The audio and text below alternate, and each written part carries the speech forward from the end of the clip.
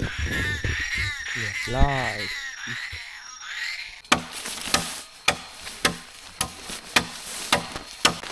ฝนตกหนักแล้วมื้อนี้ครับทักทายสบายดีพ่อแม่พี่น้อง FC ทุกคนติดตามเข้าสู่ซองบาวคิดเข้าป่าคือเก่าทุกคนตอนนี้เราจะไปหากินในกลางค่ำกลางคืนในทุกคนหรือว่าไปเมืองเครียดหรือว่าลายย่างอยู่ในป่าตรงนี้แหละทุกคนโอเคทุกคนติดตามให้มันจบในคืนนี้เนาะหรือว่าเป็นแบบใดเอาทุกคนติดตามไปกันเลย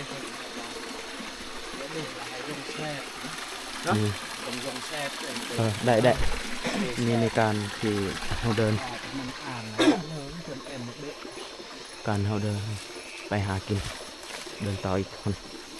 ทีมงานเรา3 คนทีมงานเรา3 คนนี่เลย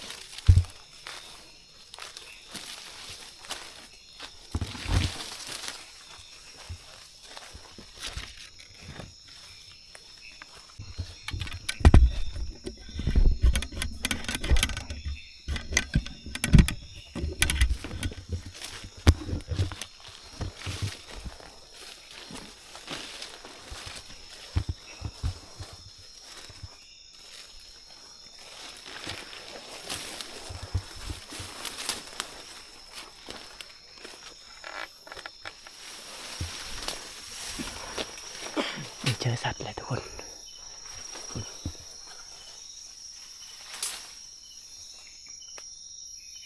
เจ้ากลัวสัตว์ยังยิงเลย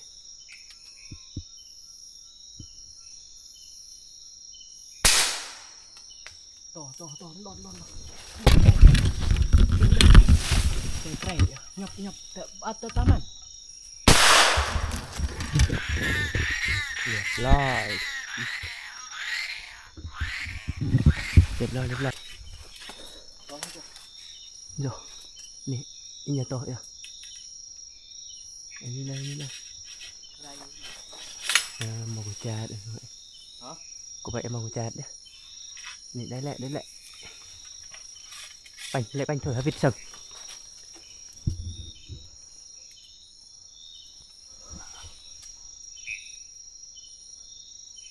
อันนี้พี่น้องได้เห็นบ่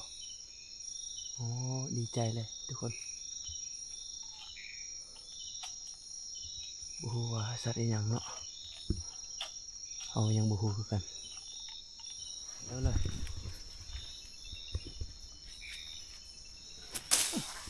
ถือคู่เขาได้มากูจะยิงให้หยุด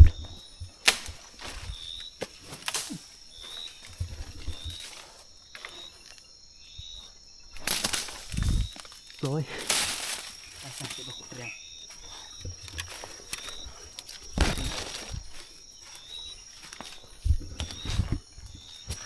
เรียบร้อยยังโอเค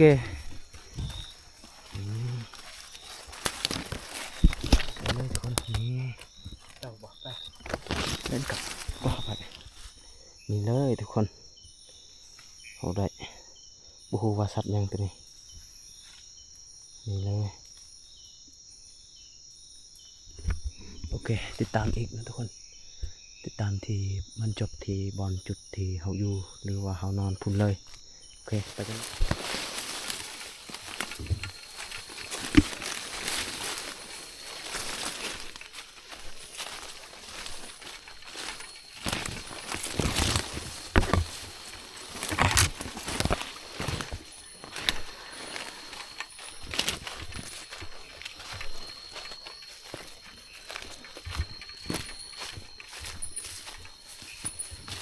พอที่บอลเขาอยากนอนในคืนนี้ก็เอานอนดูนี่เลยนะทุกคน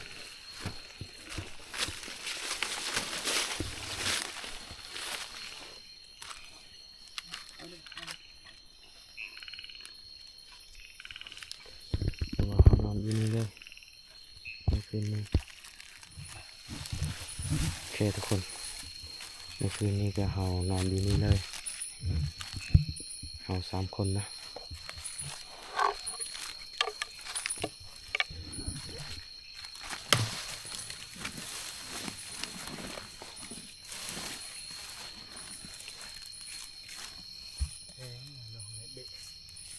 ตัวรอด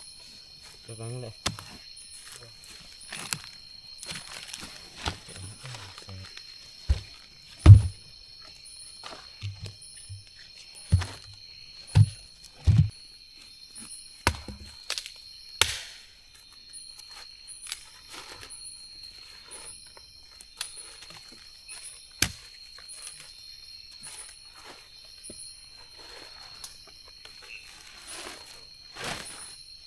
ยึดกาเสร็จเนาะ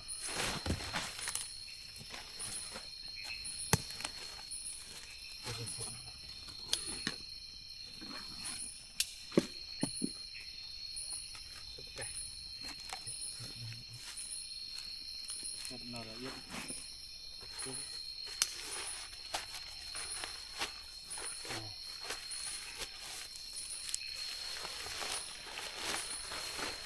ตั้งเลย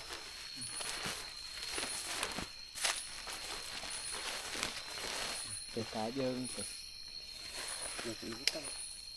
ขึ้นต่อยเด็กขาเยิงขึ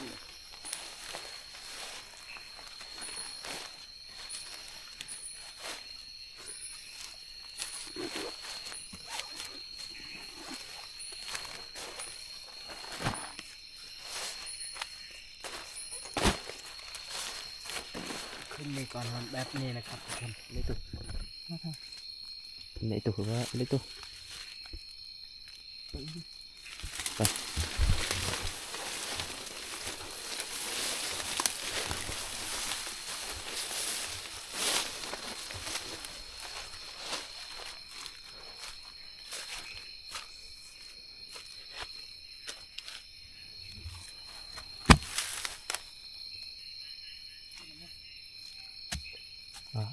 เด็กกลาง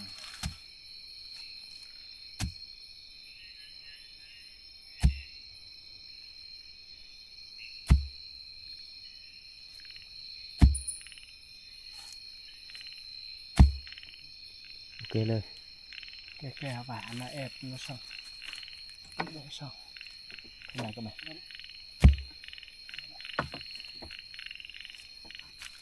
หลังช่องนี้ปัดด้วยช่องนี้เลยแอบช่องนี่แหละสิ่งที่ตัวได้อันนี้เก๋แล้ว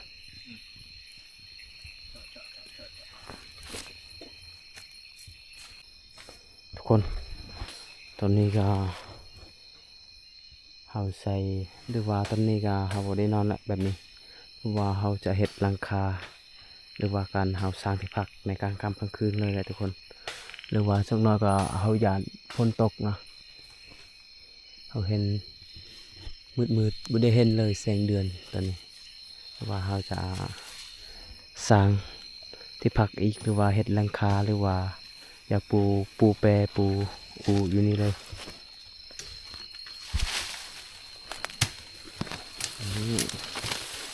ไม่อยู่นี่เลยทุกคน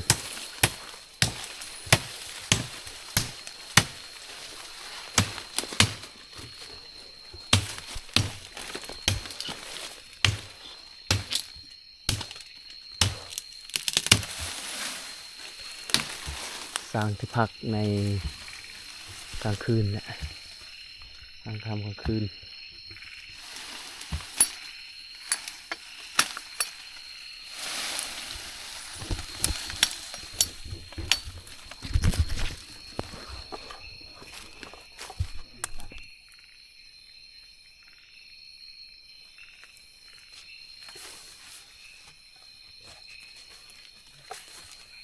จ้ะ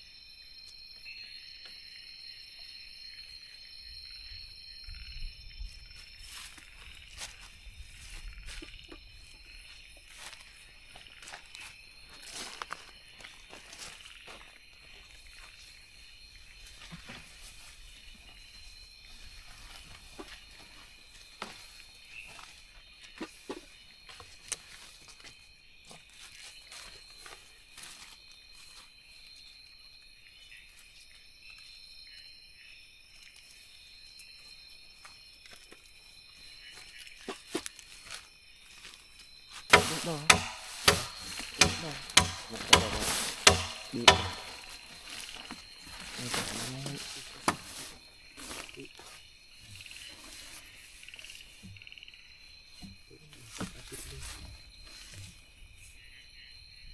บปลาดอละโบเลียงเตะอันเดียว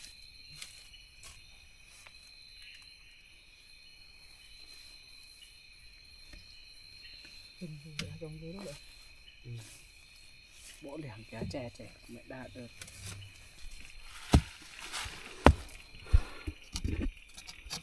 มีวิธีการสร้างที่พักของพวกเขาเลยทุกคนนี่เลยที่พักของเขาประมาณนี้เลยทุกคนยานวาพลแหละคืนนี้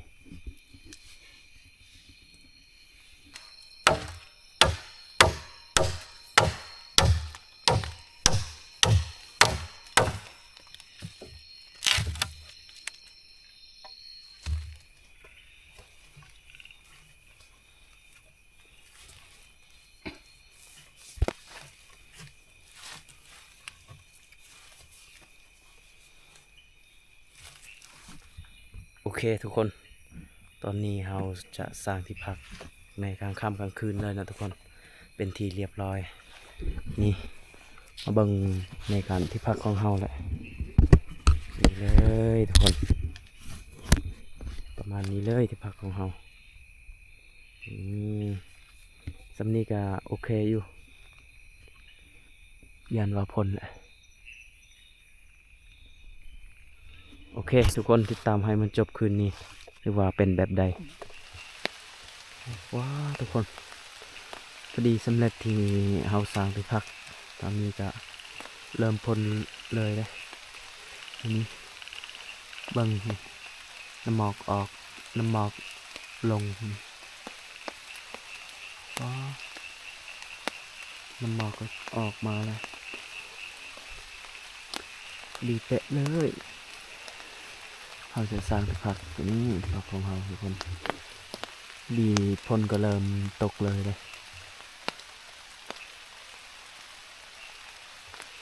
เอาไว้ได้สร้างที่พักในกลางค่ำกลางคืนนี่กันแล้วเลยพวกเขา3 คน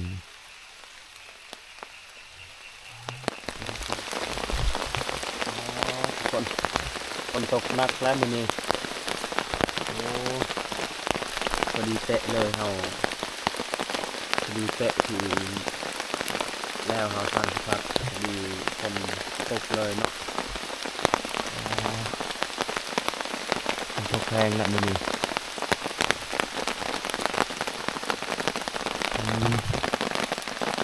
พวกในพานเขา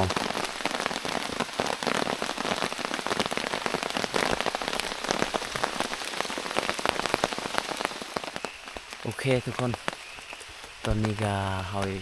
อยากนอนแล้วทุกคนในพาน2 คนนี่ก็นอนแล้วได้ยังแต่คอยบ่ได้นอนตอนนี้ได้ยินว่าเสียงพล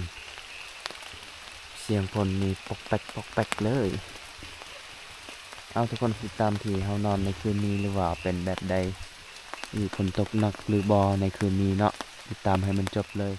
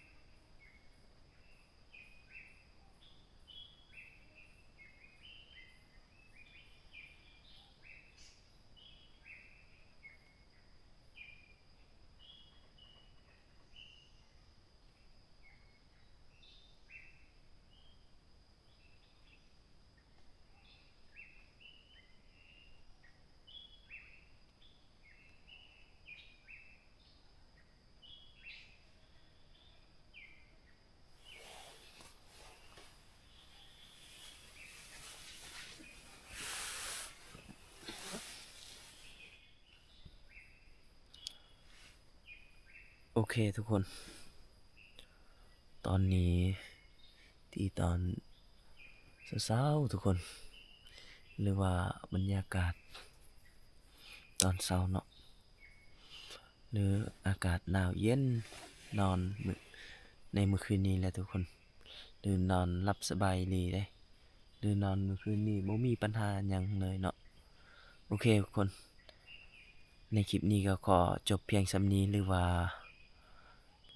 พี่น้องอย่าลืมกดไลค์กดแชร์กดติดตามจะมีกำลังใจเนาะเฮ็ดคลิปต่อไปบ๊ายบายเจอกันอีกคลิปต่อไปทุกคน